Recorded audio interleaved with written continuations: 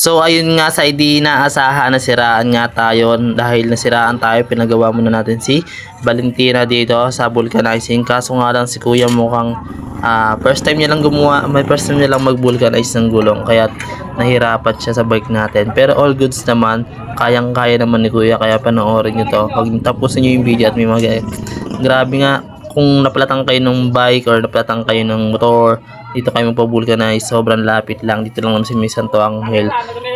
Santo Angel Sur ba to? Santo Angel Nor, Santo Angel Sur nga.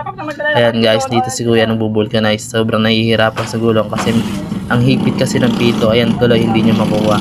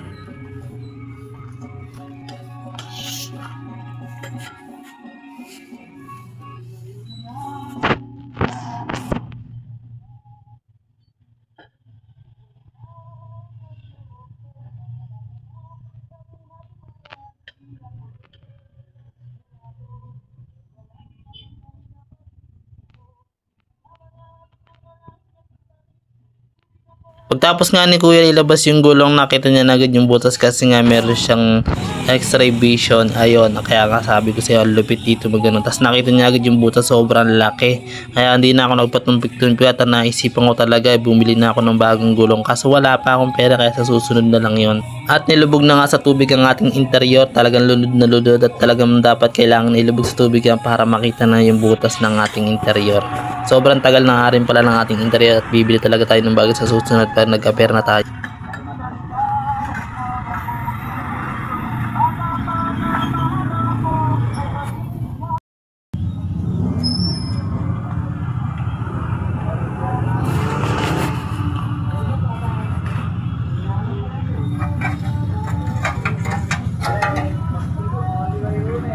Tinapala na nga ni kuya at nilagay na doon at sobrang pinipihit niya. Grabe, sobrang lakas ni kuya. Ipit na ipit talaga yung gulong natin. Sabi ko baka madali yung trim na interior natin sa apoy. Sabi niya hindi yan kasi naroon naman siyang protection doon sa ilalim.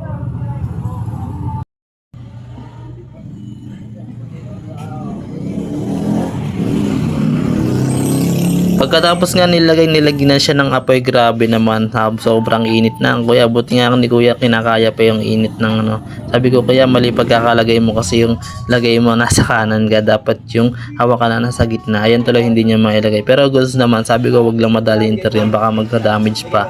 Baka hindi ko din magamit. Grabe, sobrang galing ni kuya magawa. Kung ako diyan, talagang meron naman akong extra pang vulcanize, hindi ko lang siya dala kasi wala din akong pang bukas ng rim. Ayan guys, makikita nyo ginagawa ni kuya. Kaya nga ako sa inyo, kung gusto nyo magpupulganize dito lang kay kuya sa Miss Santo Angel.